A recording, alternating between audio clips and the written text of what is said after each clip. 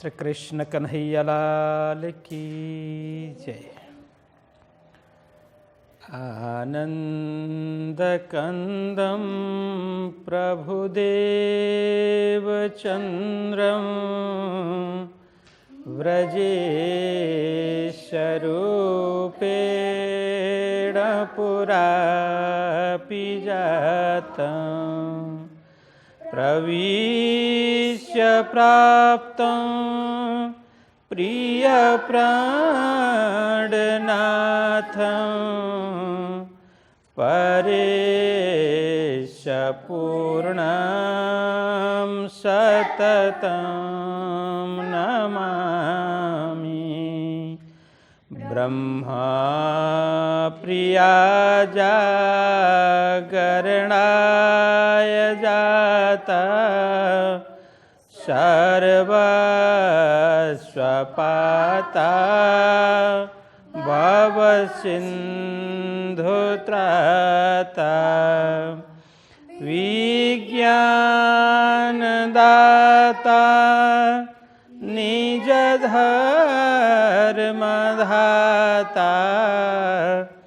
दीनैकबन्धो शरणं प्रपद्ये दीनैकबन्धो शरणं प्रपद्ये।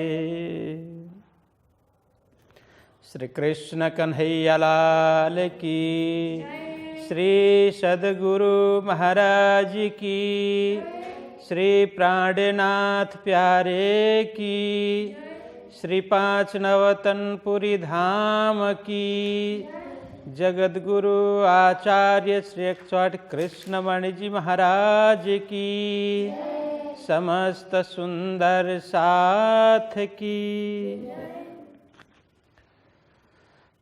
प्रणाम। धर्म प्राण सुंदर साथ जी, आप सभी को प्रेम प्रणाम। लालदास वितक के 22 प्रकरण पूर्ण हो गए हैं। आज 23वें प्रकरण की यहाँ चर्चा करेंगे। तो प्राणनाथ जी महाराज जागन यात्रा में ठट्ठा नगर पहुँचे हैं। ठट्ठा नगर पहले भारत का सिंध प्रांत होता था। सिंध प्रांत में ठट्ठा नगर आता था। अभी जब भारत का विभाजन हुआ तो यह स्थान अभी पाकिस्तान में आता है। तो ठट्ठा नगर प्राणनाथ जी महाराज पहुँचे हैं। तो वहाँ पर क्या कुछ वृत्तांत होता है हम इस प्रकरण में श्रवण करते हैं। तो यहाँ कहते हैं ठट्ठा नगर की वितक। तो प्रथम चौपाई में कहते हैं कि अब कहूँ वितक ठट्ठे की, याद करो मोमिन जो दिखाया खेल तुमको, बीच जिमी नासुत सुभान। तो लालदास जी महाराज अब शुभारंभ करते हुए कहते हैं, हे सुंदर साथ जी, अब मैं ठट्ठा नगर में जो भी वितक, जो घटना घटी, जो वहाँ पर प्रसंग बना, जो वृत्तांत हुआ, उसके विषय में उल्लेख करने जा रहा हूँ। आप सभी याद करना, उसका स्मरण करना। याद करो मोमिन, है सुंदर साथ जी, आप सभी उस प्रसंग को याद करना, उस घटना को याद करना। क्या कहते हैं? जो दिखाया खेल तुमको। यहाँ कहते हैं कि हे सुंदर साथ जी, यहाँ तुमको मतलब हम सभी को, ये अर्थ में है। तो हम सभी को खेल दिखाया किन्होंने? अक्षरातीत धाम धनी पूर्ण ब्रह्म परमात्मा ने जिस तरह से हम सभी को खेल दिखाया। कहाँ पर? बीच जिमी नासुत सुभान। जिमी मतलब जगह, स्थान। नासुत मतलब नश्वर। देखिए, यह अरबी शब्द है। ये पृथ्वी जो मृत्यु लोक है, इसको नासुत बोलते हैं। ठीक है, मुसलमान इसको नासुत बोलते हैं। मैंने पहले भी बात की, मृत्यु लोक जहाँ जन्म लेना मरना होता है, जिसको नश्वर कहा है, ये मृत्यु लोक है। हम जिसको यह मृत्यु लोक बोलते हैं तो मुसलमान इसको क्या बोलते हैं? नासूत बोलते हैं। तो बैकुंठ हम बोलते हैं तो ये लोग क्या बोलते हैं? मलकूत बोलते हैं। तो फिर अक्षरधाम को जबरूत बोलते हैं, परमधाम को लाहुत बोलते हैं, मूल मिलावा को हाहुत बोलते हैं। तो अपनी अपनी भाषा है। तो इस तरह से वाणी में प्राणनाथ जी महाराज ने इस तरह से अर्थ घटन किया है कि शब्द अलग है, भाव एक ही है करके इस तरह से बताया है। तो यहाँ कहते हैं बीच जिमी नासुत सुभान, सुभान मतलब परमात्मा। परमात्मा ने वो नासुत इस पृथ्वी, यह नश्वर जगत में हम सभी को खेल दिखाया, माया का खेल दिखाया। उस प्रसंग को याद करो। अब यहाँ पर क्या क्या खेल, क्या क्या वृत्तांत बनता है, उन सब का स्मरण करो करके लालदास जी महाराज हमें समझा रहे हैं। आगे कहते हैं श्री जी आए ठट्ठे में, रहे दिन 10 बार, फिर लाठी बंदर आए, हुए इत होशियार। तो लालदास जी महाराज बता रहे हैं। तो श्री जी, श्री प्राणनाथ जी महाराज जब ठट्ठा नगर पहुँचे, वहाँ पर कुछ दिन उन्होंने विश्राम किया, है ना। यहाँ कहते हैं 10-12 दिन ठट्ठा नगर में वे विश्राम करते हैं, वहाँ पर सुंदर साथ से मिलते हैं। तो फिर इसके आगे फिर लाठी बंदर आए। तो उनका अभी लक्ष्य क्या है? को बंधक जो बने हुए हैं, बायजूराज महारानी एवं अन्य सुंदर साथ जो अरबी लुटेरों के बंधन में बंधक बने हुए हैं, उनको पहले मुक्त किया जाए, उनको छुड़ाया जाए। यही लक्ष्य लेकर के प्राणनाथ जी महाराज अब ठट्ठा नगर से आगे लाठी बंदर उस ओर प्रस्थान करते हैं। तो फिर लाठी बंदर आए। अब ठट्ठा नगर से लाठी बंदर जा कर के हुए इत होशियार। होशियार मतलब क्या है? कि कर्तव्य के प्रति सजग होना, अपने कार्य के प्रति सजग होना, चुस्त दुरुस्त रहना। तो क्या कर्तव्य है? तो उनका कर्तव्य अभी क्या है कि बंधक में पड़े हुए, बंधन में पड़े हुए बंधकों को छुड़ाना। बायजूराज और साथ के जो सुंदर साथ बंधक में हैं, किनके? अरबी लुटेरों के बंधन में हैं, तो उनको छुड़ाना यही उनका परम कर्तव्य है। उस कार्य के प्रति सतर्क होते हैं, मतलब चुस्त दुरुस्त बनते हैं, सावधान होते हैं। होशियार मतलब अपने लक्ष्य से कभी, जो अपना परम कर्तव्य है, परम लक्ष्य है, वो नेत्रों के समक्ष, आँखों के समक्ष रख करके ही वो चल रहे हैं, मतलब बिल्कुल विस्मृत नहीं है। वहाँ जा कर के और अधिक सतर्क होते हैं। तो किस तरह से उन लोगों को छुड़ाया जाए, ये लोग कहाँ पर हैं, वो खोजी के लिए तत्परता वो और अधिक दिखाते हैं। उसके आगे कहते हैं विश्वनाथ भट्ट मिले, आए देवे के दुकान, उन आदर बड़ो कियो, थी ऊपर की पहचान। वहाँ लाठी बंदर में, लाठी बंदर पहुँचने के बाद वहाँ पर प्राणनाथ जी महाराज कहाँ पहुँचे? एक देवा भाई की दुकान में। देवा भाई जो पहले तो ये सभी भारत ही हुआ करता था, तो वहाँ पर देवा भाई की दुकान में प्राणनाथ जी महाराज पहुँचते हैं। फिर वहाँ पूछते हुए, तो यहाँ कहते हैं कि विश्वनाथ भट्ट मिले, आए देवे के दुकान। देवा भाई की दुकान में जब प्राणनाथ जी महाराज पहुँचे थे, तो वहाँ पर तो देवा भाई खूब आदर सत्कार करते हैं। तो वहीं पर कौन मिलता है? विश्वनाथ भट्ट भी प्राणनाथ जी से मिलते हैं। थी ऊपर की पहचान। तो विश्वनाथ ने प्राणनाथ जी महाराज का खूब आदर किया, सत्कार किया, मान सम्मान किया। तो यहाँ पर उन आदर बड़ों कियो, थी ऊपर की पहचान। तो यहाँ कहते हैं कि उन मतलब यहाँ विश्वनाथ भाई के लिए बोल रहे हैं। उन्होंने बड़ा आदर सत्कार किया। तो कहते हैं क्यों आदर सत्कार किया? थी ऊपर की पहचान, उपरा ऊपरी पहचान। उपरा मतलब बाह्य पहचान थी, वो आत्मभाव नहीं था। तो वो परमधाम का संबंध उनको पता नहीं था। बाह्य संबंध, लौकिक संबंध वो जानते थे। लौकिक संबंध यह भी है कि ये बड़े संत हैं, बड़े ज्ञानी हैं और अपने देश से यहाँ पर आए हैं, तो यह उनका भाव था, बाह्य भाव था। बड़े संत है, ज्ञानी पुरुष है और अपनी भूमि से अपनी जगह से यहाँ पर आए हैं, ऐसा सोच करके उनको प्राणनाथ जी के प्रति आदर भाव, सत्कार भाव था, इसलिए उन्होंने बड़ा सम्मान किया, आदर किया। तो फिर कहते हैं, यहाँ से चढ़े नाव में 17 दिन लगा तूफान, वह नाव फेर आई जो था हुक्म हक सुभान। तो यहाँ कहते हैं कि यहाँ से चढ़े नाव में, कहाँ से? लाठी बंदर से। देखिए मैंने पहले भी कहा, बंदरगाह लाठी है, वो बंदरगाह है, वहाँ जाकर के अब प्राणनाथ जी महाराज आगे जाने के लिए, लाठी से आगे जाने के लिए नाव में सवार होते हैं, नाव चढ़ते हैं। 17 दिन लगा तूफान, परंतु नाव आगे बढ़ा ही नहीं। किनार में नाव में बैठे हुए हैं, कुछ आगे नाव जाती है, फिर लौट करके आती है। क्यों?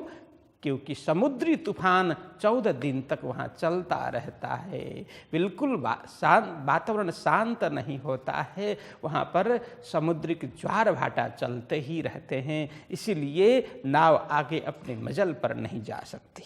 इसीलिए कहा 17 दिन लगा तूफान, समुद्री तूफान 17 दिन पर्यंत चलता रहा, इसलिए वो नाव फेर आई, आगे नहीं बढ़ सके। प्राणनाथ जी महाराज आज आगे नहीं जा सके। क्यों? नाव पुनः वापस कहाँ पर? लाठी के किनार में ही, लाठी बंदर के किनार में ही वापस आ जाती है। इसीलिए यहाँ कहते हैं जो था हुक्म हक सुबान। ये क्यों हुआ?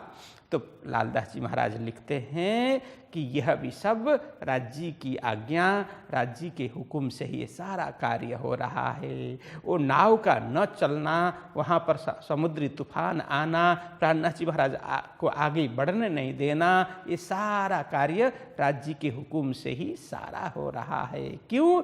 क्योंकि कहते हैं अब ठट्ठा नगर में कुछ वितक बाकी है, कुछ महान आत्माओं की जागनी होनी है, ब्रह्म सृष्टियों की जागनी होनी है, वो काम अभी पूरा हुआ नहीं था। इसीलिए राज्य ने सोचा पहले ये काम पूरा करवा दें। वहाँ पर कुछ विशिष्ट सुंदर साथ जागने वाले हैं, कुछ आत्माओं की जागनी होने वाली है। ऐसा सोच करके राज्य ने प्राणनाथ जी महाराज को वापस बुलवा लिया, आगे जाने नहीं दिया।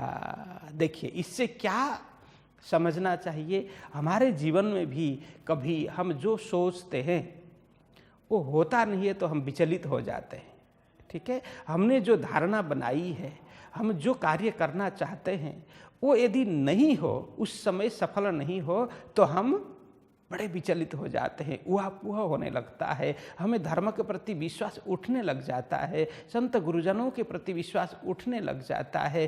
फिर कहते हैं कि हम राज्य की सेवा भी करते हैं, आरती भी करते हैं, पूजा भी करते हैं, धर्म मानते हैं, मंत्र जपते हैं, फिर भी ये कार्य क्यों सिद्ध नहीं हो रहा है? इसका मतलब धर्म में कोई शक्ति नहीं है, संत गुरुजनों में भी कोई शक्ति नहीं है, मंत्र में भी कोई शक्ति नहीं है करके हम नेगेटिविटी अपने दिल में प्रवेश करा लेते हैं।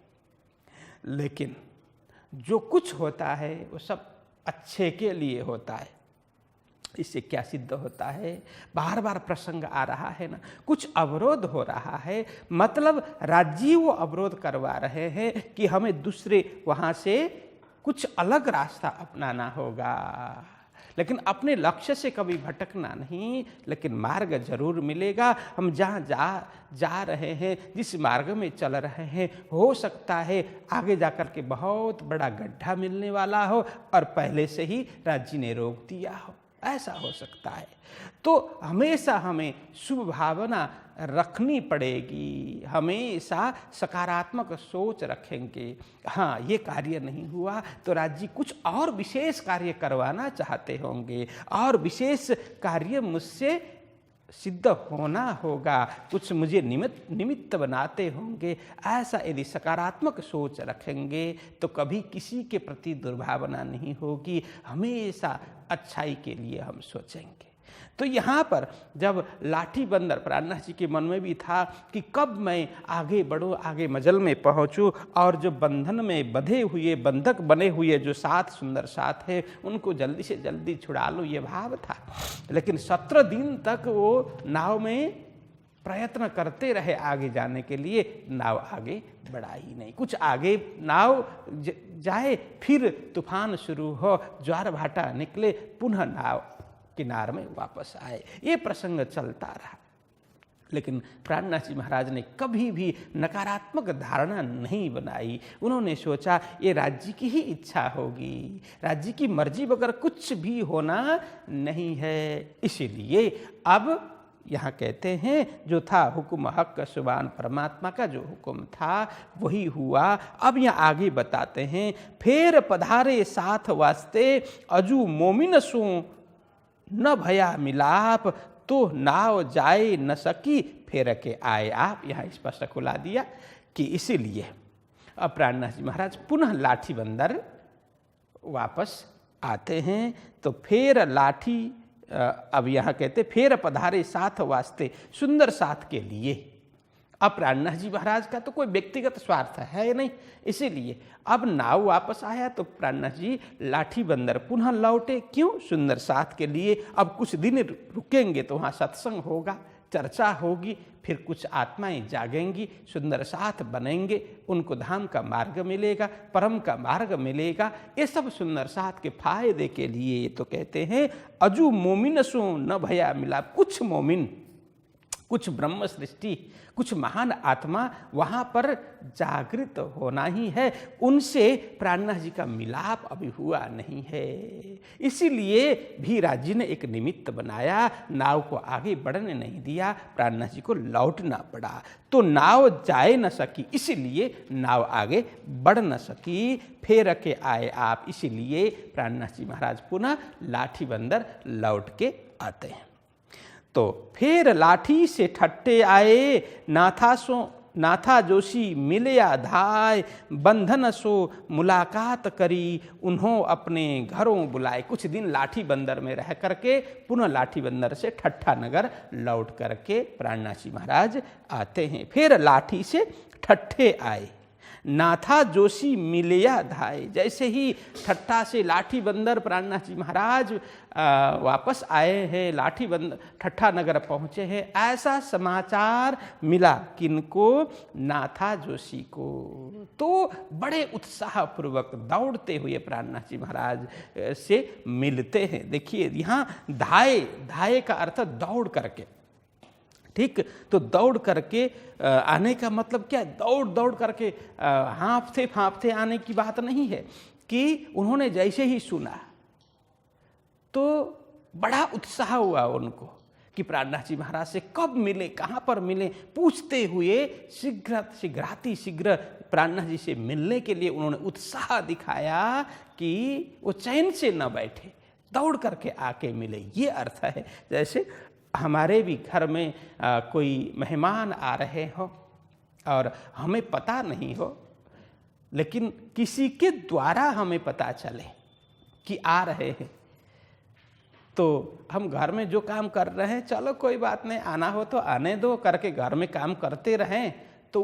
उत्साह नहीं हुआ कि हमें बात पता चले तो तुरंत अच्छा कहाँ पहुँचे, क्या है, थोड़े दूर हुए तो फिर उनको लेने के लिए जल्दी जाएं। जैसे हमारे घर में, हमारे गांव में कि महाराज श्री की पधरावनी रखी हो किसी ने, तो हमें पता नहीं है,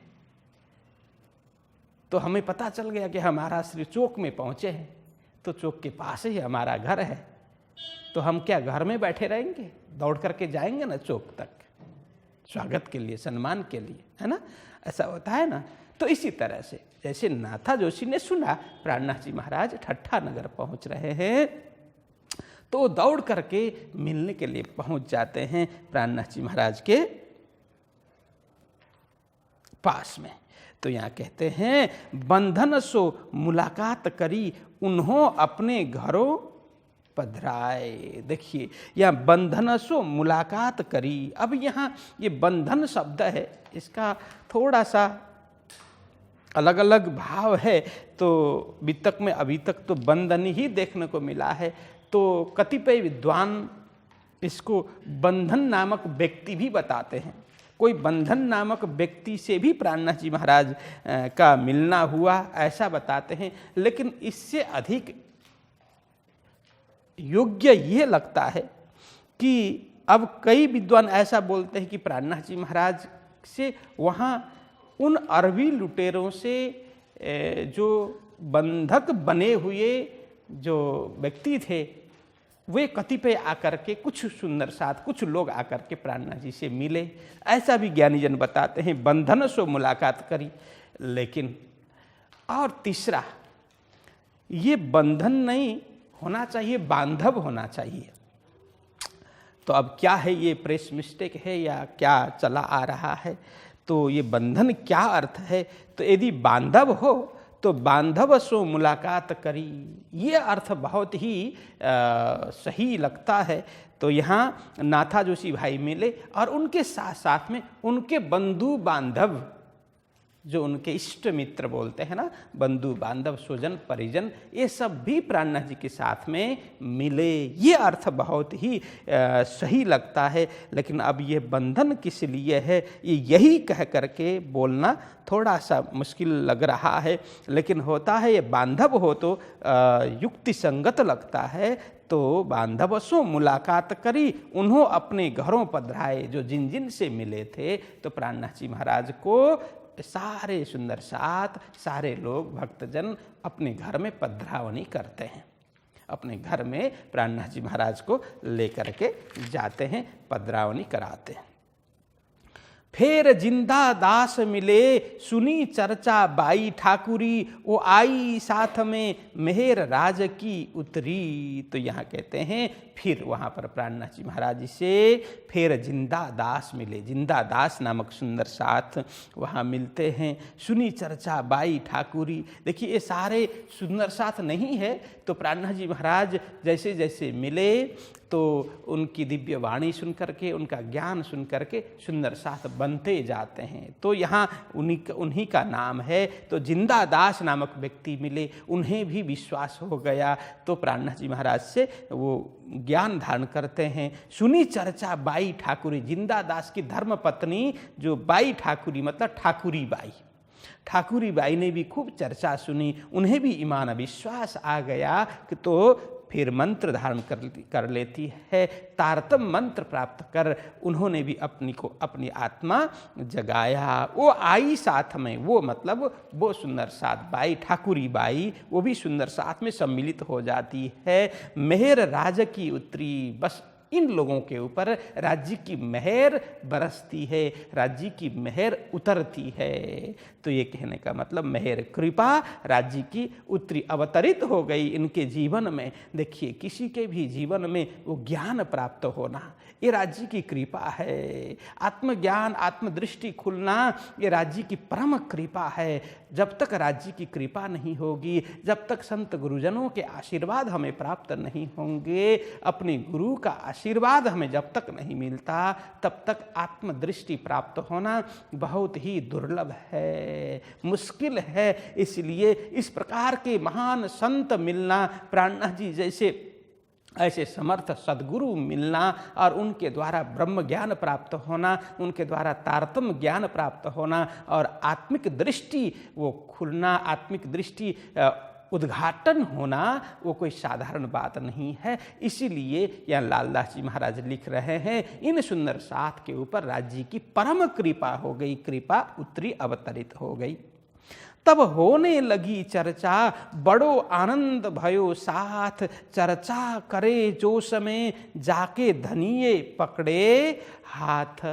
तो यहाँ कहते हैं कि तब होने लगी चर्चा, बड़ो आनंद भयो साथ। वहाँ पर प्राणनाथ जी महाराज जैसे जैसे मिलते हैं तो अलग अलग भक्त जन जो जिज्ञासु है, पिपासु है, ज्ञान की प्यास जिसको है, वो सारे मिलने लग जाते हैं, आकर के मिलते हैं। तो प्राणनाथ जी महाराज भी दिव्य चर्चा सभी को सुनाते हैं, उनकी ज्ञान ब्रह्म चर्चा, ऐसी दिव्य चर्चा सुन करके बड़ो आनंद भयो साथ। वहाँ पर मिलने वाले, वहाँ पर एकीभूत जो सुंदर साथ है भक्तजन है उनको बहुत ही आनंद प्राप्त होता है। चर्चा करे जो समय प्राणनाथ जी महाराज बड़े उत्साह के साथ में, उमंग के साथ में, हृदय पूर्वक भाव विभोर होकर के प्रसंगोचित मुद्रा बना करके और सुंदर साथ को मीठी लगे मधुर वाणी से खूब अच्छी तरह से चर्चा करते हैं।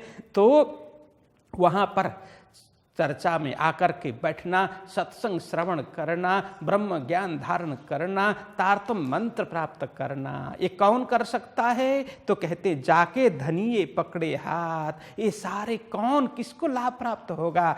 जिसका हाथ पकड़ करके राज्य ने वहाँ पहुँचाया हो, राज्य ने जिसका हाथ पकड़ करके ये माया के दलदल से उठाने के लिए राज्य ने हाथ जिनका पकड़ा हो, ऐसे सुंदर साथ, ऐसे भक्तजन ही वो ब्रह्म ज्ञान की धारा में अवगाहन कर सकते हैं, ब्रह्म ज्ञान के सरोवर में स्नान कर सकते हैं, अपने जीवन को धन्य बना सकते हैं। बाकी तो अपने घर के पास ही ब्रह्म चर्चा हो रही हो, बड़े संत गुरुजन महापुरुष गए हों, फिर भी किसी को जाने का, सुनने का मन होता नहीं है, क्योंकि उनके ऊपर अभी मेहर उतरी नहीं है, कृपा अवतरित हुई नहीं है। इसलिए जिन्होंने हाथ राज्य के हाथ में दिया है, राज्य ने हाथ पकड़ करके अपनी ओर जिसको खींचा है, परम की ओर जिसको लगाया है, वही सत्संग का लाभ ले सकते हैं, सत्संग का आनंद उठा सकते हैं, वाणी चर्चा श्रवण कर सकते हैं, दिव्य वाणी श्रवण कर सकते हैं, अपने जीवन को धन्य बना सकते हैं। इसीलिए यहाँ कहा प्राणनाथ जी महाराज तो जोश में चर्चा करते हैं, लेकिन वहाँ पर जो भी आए, जो पहुँचे, उनके ऊपर खूब मेहर राज्य की हुई, जिनके ऊपर मेहर नहीं हुई वो कोई पहुँचे नहीं है। ये कहने का मतलब इन समय लोग आवत चर्चा सुनने को, शोर पड़ा शहर में एक साध आया ठट्ठे मुँह। अब जब प्राणनाथ जी महाराज इस तरह से चर्चा कर रहे हैं तो चारों ओर उनकी ख्याति बढ़ गई।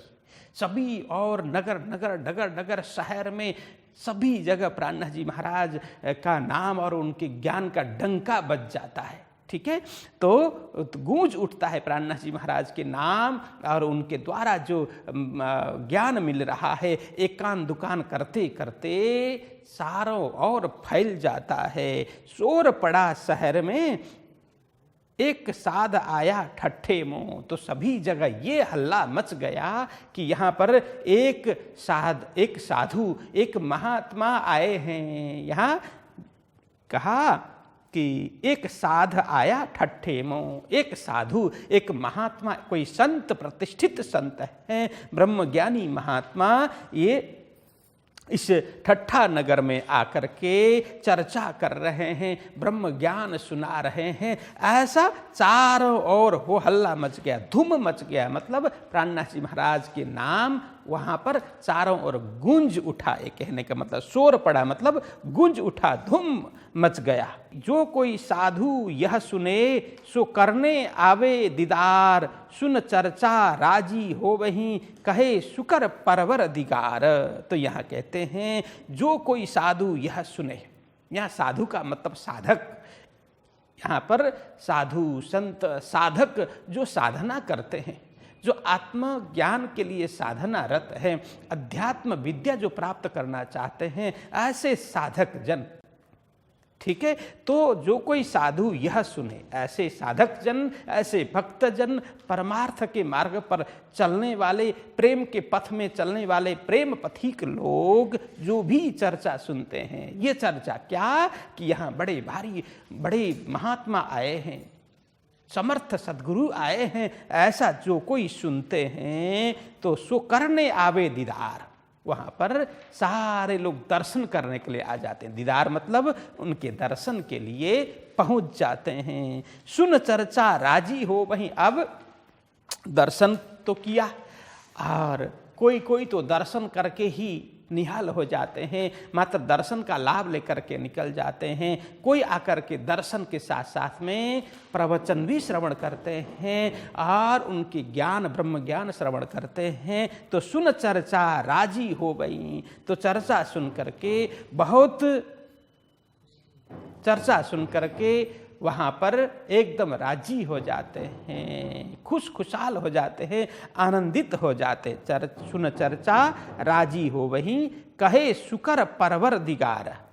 तो ये लोग क्या बोलते हैं? शुकर, शुकर मतलब शुक्राना, शुक्रिया मतलब धन्यवाद ज्ञापन करना, आभार व्यक्त करना, कृतज्ञता ज्ञापन करना, इसका भाव है। तो कहे शुकर परवरदिगार, तो कहते हैं ठट्ठा नगर के लोगों ने जब प्राणनाथ जी के दर्शन किए, उनकी दिव्य वाणी श्रवण किया, और वे लोग सारे मिलकर के क्या बोलने लगे? परमात्मा का आभार मानने लगे।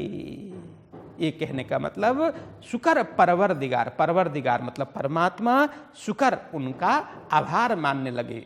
शुक्र है हमें, हमारे ऊपर खूब कृपा की, परमात्मा ने खूब मेहर किया कि ऐसे प्राणनाथ जी महाराज जैसे पहुँचे हुए महात्मा हमारे नगर में उन्होंने भेज दिया। किन्होंने? परमात्मा ने स्वयं भेज दिया। ऐसे समर्थ सद्गुरु को भेज दिया, उनके द्वारा दिव्य वाणी का श्रवण का लाभ हमें प्राप्त हो रहा है, ब्रह्म ज्ञान श्रवण करने का अलभ्य लाभ हमें प्राप्त हो रहा है। ऐसे दिव्य संत के दर्शन हमें कहाँ से लाभ होता? तो इसीलिए परमात्मा की कृपा से ही ये सारा संभव हो रहा है। हम सभी आभार मानते हैं, परमात्मा की कृपा हमारे ऊपर उतरी है। परमात्मा के प्रति हम खूब कृतज्ञता व्यक्त करते हैं, आभार व्यक्त करते हैं, धन्यवाद ज्ञापन करते हैं। ये भाव है कहे शुकर परवरदिगार। परमात्मा को खूब कृतज्ञता परमात्मा के प्रति व्यक्त करते हैं। तो सुने साधु चिंतामणि, रहे कबीर के धर्म, कहा कीजे दीदार तिनका, देखें चर्चा उनके कर्म। तो यहाँ कहते हैं सुने साधु चिंतामणि। तो वहाँ पर एक जो अत्यंत प्रतिष्ठित एक संत साधु रहते थे, चिंतामणि नाम के। सुने साधु चिंतामणि, रहे कबीर के धर्म, कहा कीजे दीदार तिनका, देखें चर्चा उनके कर्म। तो यहाँ पर कहते हैं कि लालदास जी महाराज कह रहे हैं, तो वहाँ पर एक चिंतामणि नाम के साधु है, ऐसा सुना। किन्होंने? सुने मतलब सुना। किन्होंने? श्री प्राणनाथ जी महाराज ने।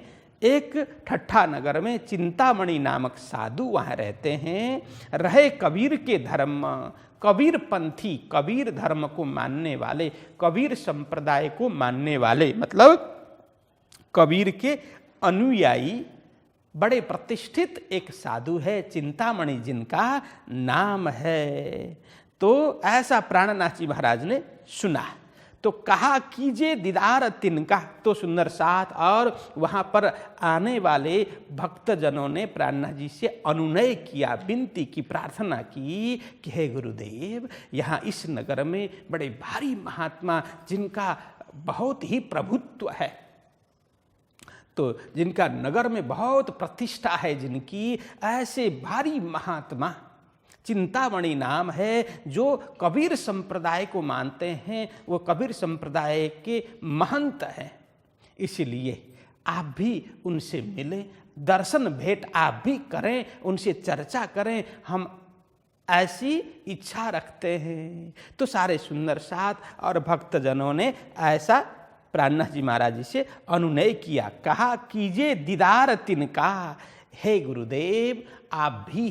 कहा मतलब कहा, सुंदर साथ जी ने कहा प्राणनाथ जी को, क्या कीजिए दीदार तिनका, उन संतों का, उन संत का, उन महात्मा जो महंत है चिंतामणि, उनका, उनसे आप दर्शन भेंट कर लीजिए ना।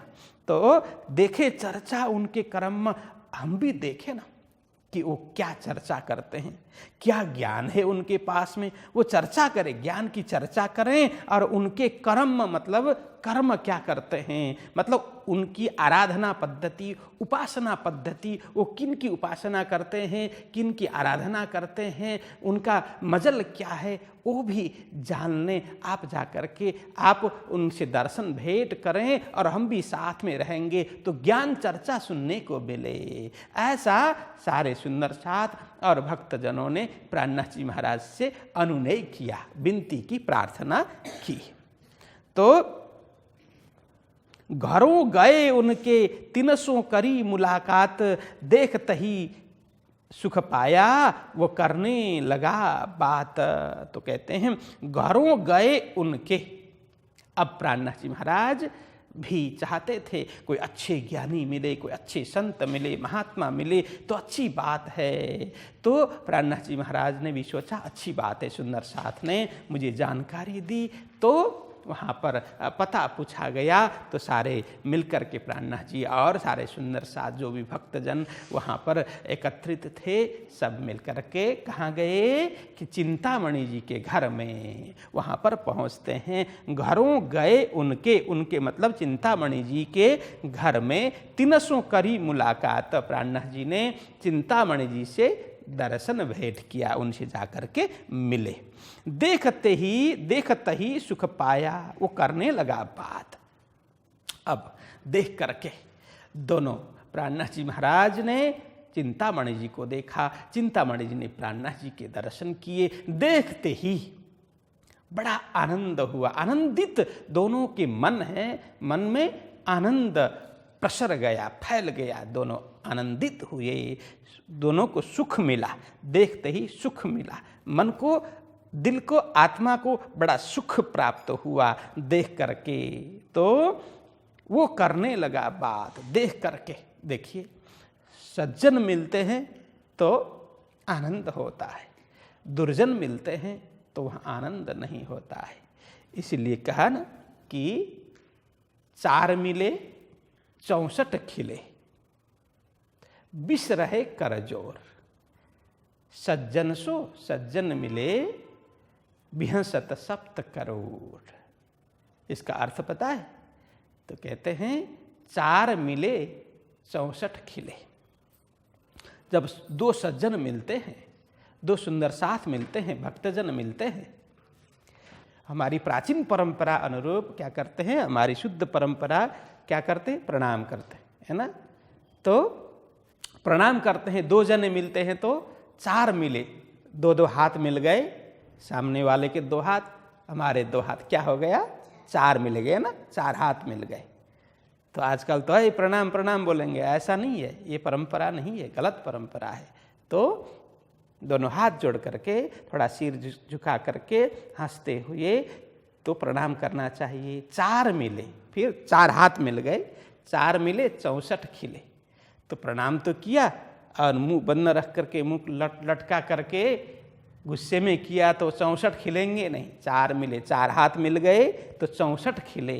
तो सामने वाले के 32 दांत और उधर वाले के 32 दांत, 32 कितने हो गए, 64 हो गए। 4 मिले 64 खिले, विष रहे करजोर। विष क्या है, जब कर मतलब हाथ, 4 हाथ मिल गए, 4 हाथ में कितनी उंगलियां हैं, 20 हो गए ना, मतलब 4 में 20, 2 में 10 हो गए, 4 में 20 हो गए।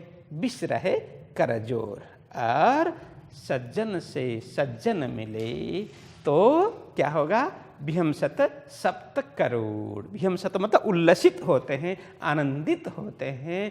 तो सप्त करोड़ मतलब हमारे शरीर में कहा जाता है, मनुष्य शरीर में 3.5 करोड़ रोम है, शरीर में रोम 3.5 करोड़ है। तो 2 जने के मिला करके 7 करोड़ रोम रोम पुलकित हो जाते हैं, रोम रोम हर्षित हो जाते हैं। ऐसा तो यहाँ कहा कि देखते ही सुख पाया वो करने लगा बात। देखते ही इस तरह से सुखी होकर के, आनंदित होकर के वहाँ पर बातचीत होने लग गई। अभी इतना ही रखते हैं। बोलो कृष्ण कन्हैया लाल की, श्री सद्गुरु महाराज की, श्री प्राणनाथ प्यारे की प्रणाम।